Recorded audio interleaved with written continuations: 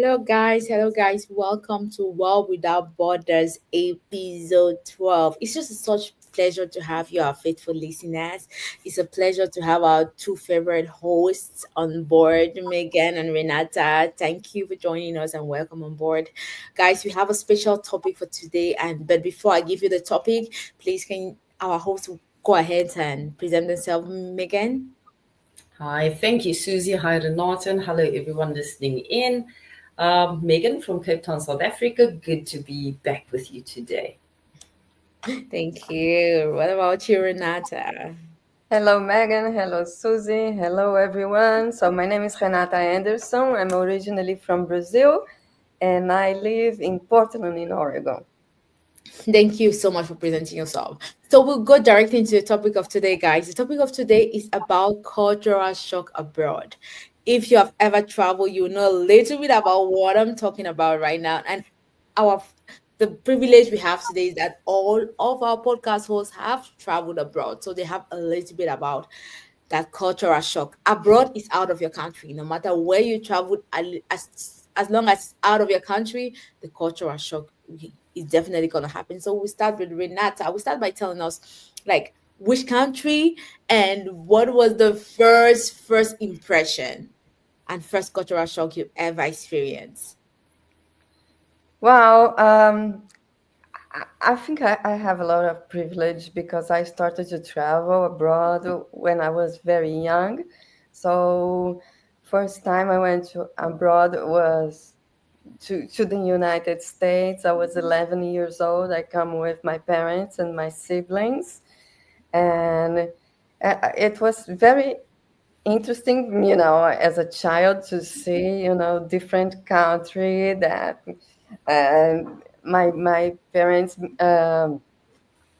bring us to Florida to visit Mickey Mouse. And yeah, well, I think today I don't see anything special there, but as a kid, I think it was interesting to see. And and then when I was 12, my mother sent me to England to study English for the first time by myself. I was just 12. So my mom was, I think she trusted too much in the word and that time because she have no idea of the risks we have. But yeah, it was interesting to see other kids because I was in a school from different kids from Europe, all studying English and understand, they have different food, different sports, and it was interesting to see, and also the similarities, that we have, like, yeah, I think, yeah, this is the beginning. Yeah. That's so cool, really. And what about you, Megan? Suzy, so I've only had the privilege of traveling overseas once, and I went to Sweden via the UK. Heathrow Airport alone was something to behold at the time. But I think the biggest thing for me was the weather. So I went to Sweden on a sports exchange program, and we went in the heart of the Swedish winter. And I live in South Africa. I love my warm weather. And when we passed through Heathrow, it was 1 degree Celsius, one. And that was cold enough. When we landed in Sweden, it was -1, I think. And my lowest temperature I experienced there was -12, which was for me quite hectic. So for me, that was the biggest, not the only culture shock, but that was the biggest part of it. That is a start. Like, definitely, I can relate to that. Like, when I came to the US for the first time, it was a very terrible winter. It was the worst winter West Virginia has ever experienced after years and years. And that's exactly in the middle of it that I landed. Just after my birthday, 2 days after my birthday, I landed in the US in the midst of that winter. And had a cultural shock from the airport because first of all, I did not my luggage were nowhere to be found, and I was like, "What is happening here?" But why everybody calm? Why I am not calm? It's just like very frightened in the land when you know no one, and somebody came to pick me up. And so I was in this school. It's not that a big school, but it's a private school, and there is not much of color there. And it was a cultural shock first. My first cultural shock was the way people dress. And I was like, to go to college, they are half naked. And from Africa, you don't even enter. That means that it's the person at the gate that is driving you, not even the teacher. You're not even arrive to your class before they drive you. So it's at the gate. You're not even allowed to enter. So the fact that people were dressing like that, I was like, where did I just land? So I was like asking myself a lot of questions like this. Second, my second cultural shock that I had, guys, was that you call your teacher by their names. We don't do that. We do not. How can you call your teacher by their names? And they ask you to do so. And I was very uncomfortable at the beginning. I was calling everybody sir, madam, sir, madam. They was like, oh no, don't call me sir. Call me George. I was like, George, I cannot call you George. You're like 50 years old. I'm like, what, 20 something? I cannot. Like, if you are 1 year older than me, you're called sir, madam, and things like this. Apart from that, we had all many other things, but we'll go into it later. So my Mhm. second question was, what was the most surprising things you actually experienced when you traveled abroad? Renata, we can start with you. Now, I have to tell everybody that it's funny to say that, but it took a while for Suzy to call me Renata. She was Yes. Dr. Renata. I was like, Suzy, you are not my student, please. They call me Renata, And finally, now she called me Renata, but it took some time. Yes, it I is. don't know how to call you Dr. Renata. I was like, no, please. That was Guys, it's not my fault. yeah. It's my culture. We don't do that. Yeah, I totally understand that because, I come from a very informal country. Brazil is very informal. I already taught MBA classes and the kids call me pro. Pro is professor. It's like, Mhm. oh, this is too much, not pro. Hi, pro. I was like, oh, no, no, no, no. Renata, please. Less than that is too much. But yeah, in Europe, in Africa, I know some. It's just for the surname, doctor.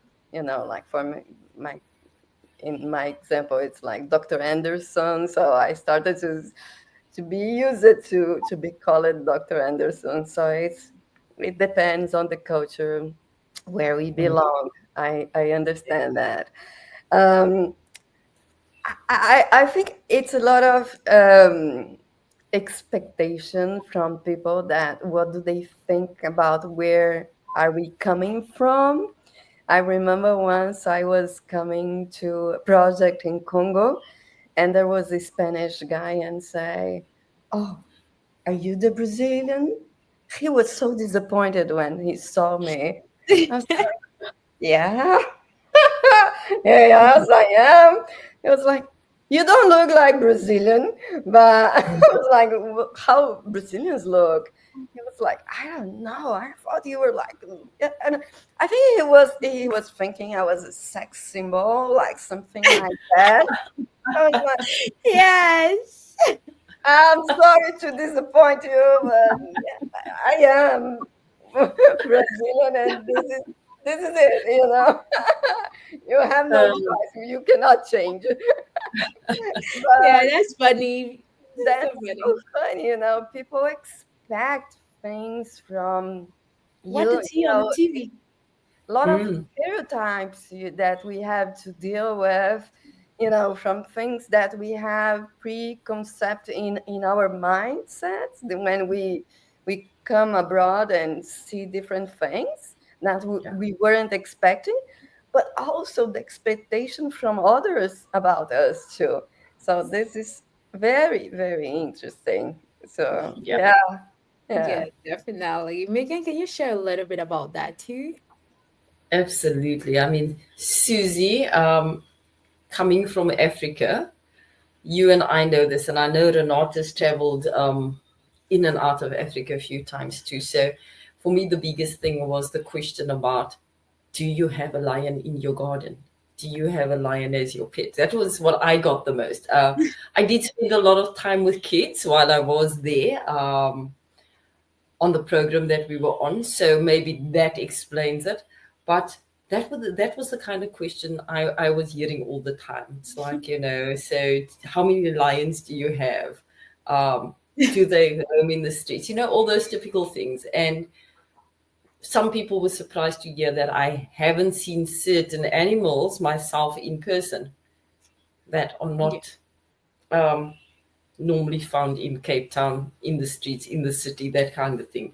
So it was an interesting learning curve for me to discover what other people from other countries thought of Africa and Africans and how we live. So for me, that was the exciting part of, I think, the entire time that I was there. It was just meeting new people and just hearing what the first thing was that they would say to me when I Yeah. when I met them and they found out I was from South Africa. So that was interesting.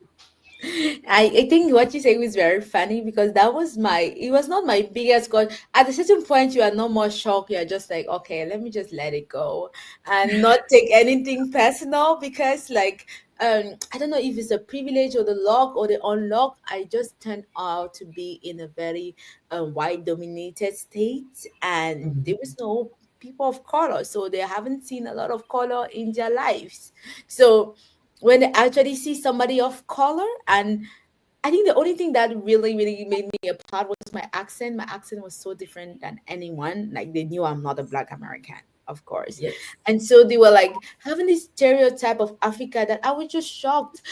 The more they talk, the more they just shocked me. At a certain level, I just had to stop talking. I just like, okay, like, what do you think? Oh, or what is your point of view? Can you just Google it at a certain point? Because people were asking something like, do you have houses? Do you have phones? Do you have cars? Do you have electricity? Do you even have a road where you walk?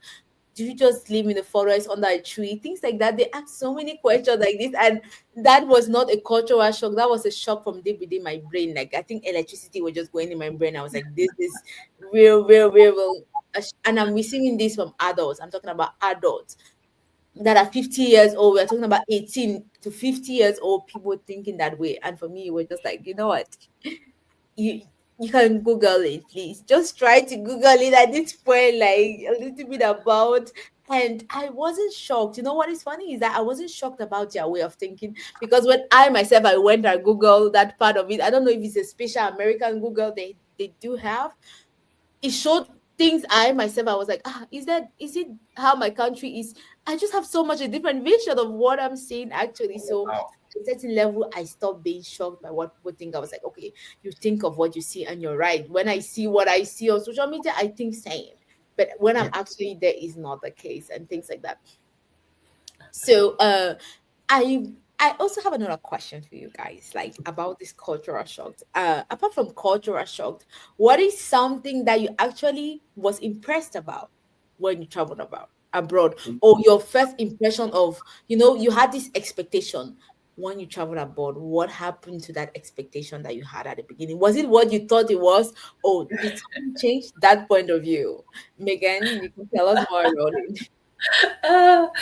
Uh, Susie, I must share this with you. So we went over as a group, right? There were five of us traveling together from South Africa, and I think most of us had not been overseas before at the time of that trip. And what happened was, um, we all went over and we got to this place. And coming from South Africa, I mean, unfortunately, we've got a really high level of theft and dishonesty in this country. And that is something that's been coming on for a while. And then our hosts in Sweden take us on a bus one day, on a bus trip, and it's snowing. And as we approaching the bus stop, we see somebody riding their bicycle across the snowy field. And he's pedaling, pedaling, pedaling to get to the bus in time. And he just drops his bike in the snow and he jumps on the bus. And all of us so what's going to happen with his bike? And everybody goes, So when he gets home this evening, he's just gonna have to like find it in the snow if it snows a bit more, but he'll just pick it up and go home again. And I'm like, what? In South Africa, that bike would be missing within God. 5 minutes, right? In Oh my most God. areas. I mean, unfortunately, it's a reality. Mm, We were so shocked at the level of trust and honesty because it's not something that is part of Mm. many people's culture in South Africa. It's not a norm. And so that was a big thing. And the second thing, when they took us to a restaurant, we walked in at the lobby, and obviously it's snowing outside. So you take off your boots and your jacket and your handbag and all your luggage, and you hang it in the lobby, and you walk around the corner into the restaurant, and you go and sit down and eat. And all the South Africans are sitting there like watching their bags on the hook, hanging around the corner and waiting for someone to try and grab their bag, right? Just never happened. And that was a huge thing for us because it's like, wow, people just come here and they put their stuff down and they walk away and they fully do not expect anyone to touch it. And it's so seldom that it actually gets touched by anyone else. And the third thing I have to mention, the little town that we were based in while we were there, it's called Hufors. The police station was open on a Tuesday morning from 8 until 12. And that was it. Those were the business hours of the or the open hours of the police station. And it was like, what? How'd that work? So coming from South Africa, that was huge for us. Big difference. thank you for sharing with us. That's just really a wow, especially when you go to a different country and you see a lot of things that are happening that are different from your own country. We definitely have that. Thank you for sharing with us. What about you, Renata? I know you have a lot of. Wow. I think Brazilians can resonate very well with South Africans in this way because we always need to carry our belongs and keep an eye on that because Yeah, otherwise who knows what can happen. I really understand, this feeling, unfortunately, but yeah, that's it. um, One thing that was interesting for me, it was when I was in when I was a teenager. I've been 3 times to Europe to study English and Spanish, and I saw almost the same diversity we have in Brazil, with people from different colors, nationalities, backgrounds, and everything. But when I went to Africa, I remember once I was in Niger waiting for the driver from the organization we worked with. And there was a guy from a logistician waiting with me. He was a native from Niger, and he never talked to me. And I didn't understand why this guy never talked to me. I didn't do anything, wrong. And he he thought I was French, and he said, I don't like French people. That's why, And I was like, oh, no, no, no, no, no. I'm not French. I am Brazilian. And I was like, I was colonized too. And then he become like my best friend, because I was like, oh, you are not French. That's so cool. And but it's still, I remember to be in the hospital and things like that and see babies like looking at me and start to scream, scared. And I was like, wow, what people with the same skin color of mine did here, that those kids are so afraid. And they used to call me Muzungu. And Muzungu, for people that are not from Africa, it means like you are foreign, no? So it relates with the colonizers, unfortunately. And so it's not a good color to be in Africa, to be a Muzungu.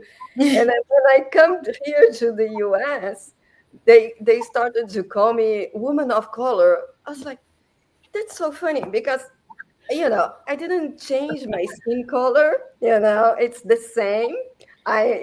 But in Brazil, if I tell, with this black female movement that's growing so much. They are doing amazing things in Brazil. If I tell them that I am a woman of color, they are going to say, no, you are not, you know? And I was like, I have the same skin here in Brazil, in Africa, but the way people see me is different. And I have to have this in mind. And, like, I think this confused me a lot because I was like, wow, who am I now in this world? But understand that, you know, this is social build, because the biology is the same, you know. Yeah. So why it change, so if you want, I joke with my friends, if you want to change the color of skin, just go to another country, they are going to see you in a different way. So I think this was something that really Yeah. make me think about, and it's like how this is so social built, Yeah. anyway. I definitely agree on that. Mine was more like food wise, like the food everybody where I landed. I think everything started with where I landed because people had way more different experience that imagine me coming and landing in West Virginia in the most private school ever. So you are going to see only what people that live in West Virginia do, like eating cheese all the time. Um everything has cheese. Oh, they refill my food without me asking. I don't want more. Like I had to tell them, like when I see food, I want to eat them because I don't want to leave leftovers. And then you keep I did not ask you for more. Like this, they refill without your permission. They just refill your drink, with your food. I was like, please, I am not coming from prison or doing a food eating competition. Like that in restaurants. The other cultural shock what was like the fact that I think trust is also a thing. Like people you just like, but you get used to it because we do have that back home, like places where you can definitely leave your things and find it back. But there are other places that if you there before you even Yeah. touch it back, is nowhere to be found. So that was not such of a cultural shock. It was more like I was shocked by the people more than the food or the culture, the way the people think and what they thought of you being from Africa. Just thought, it was such a shock that at a certain level I was like, you know what, it's okay. It's okay to think that way. It's okay. You haven't traveled there. Once you travel there, I think your mindset will change and you think a little bit differently. Also to meet other people that for example, I made a lot of friends that were from Argentina that have never seen a black person ever before. And they just came to the US too. So we are having the same culture. We are shocking ourselves each other every single day. And we're like, we are learning this process and we are growing up together. And it was just fantastic.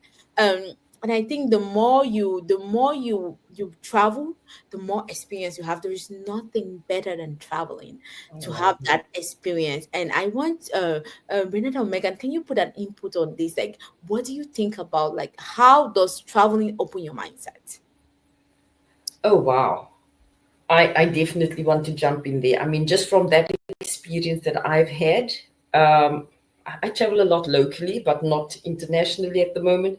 But it really broadens your horizons. And like Renata pointed out, it really makes you see things from a different angle and perspective because the things you take for granted, the things that you think are normal and acceptable and okay, are not, perhaps, in the other country that you go to. So it definitely teaches you a lot about people and the way they do things in their spaces. Um, and I just think it's so healthy and it's so positive to be able to have that other perspective. And I think that's where my plans to wanting to travel a bit more with my family comes from because my daughter's 16 years old and she only knows South Africa. She doesn't have anything to compare it to. And I think even if it is just one other country, one other different experience, it makes you realize there's so much more out there and it opens your mind up completely. So I think that's a very key point around experiencing other places. Thank you for sharing, Renata. I know you have an input on this. Please tell us. Wow, I think that's the best thing you can do for your daughter or for your kids. It's Mm. to, give them this kind of experience. And for people that say, "Oh, I don't have money to travel," I travel a lot from working. Like so. It depends what kind of career you are choosing, so you can travel a lot without spending money from your own pocket. So I think this is an opportunity too. And any experience like I don't know. I think one thing that I learned is not taking things for granted and be proud of your country, because Yeah. um, Brazilians, they have I don't like that, because they complain a lot about Brazil.